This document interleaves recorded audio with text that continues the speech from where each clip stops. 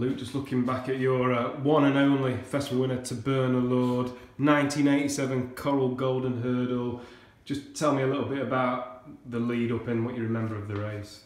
Well, he'd won at Sandown the time before and landed a fairly substantial punt. I thought he'd win that day, and he came out of the race. I just rode him once or twice, I think, at Jim Wilson's in between. I'm going to Cheltenham, you won't believe it, like 30 runner handicap. I just thought he was a certainty. I know it's a mad thing, young and naive at the time, had hair and everything. I just thought he just had everything. Anyway, big field, 30 runners, dropped him in out the back. He made a bit of a mistake down the back, cruised through. Sir Peter O'Sullivan kept on, when you watch his film, to Burn Lord makes ground, and Graham Bradley actually fell at the second last, right in front of me on a horse called Croix de Guerre, and he went that way and gave me room to come through.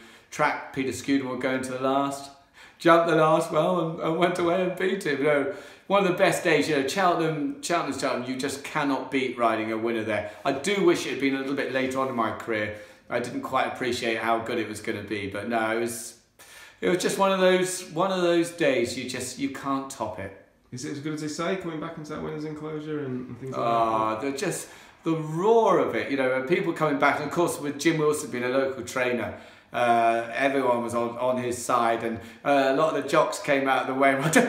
They were as surprised as I was. I actually managed to ride a winner at Cheltenham, but so a lot of the lads came out of the weigh room, and you know, that's a nice thing. They were generally pleased for me, and it's just one of those a really special day, and just one I wish I could have repeated. If I gave you a tenner for one horse, what's the Harvey nap?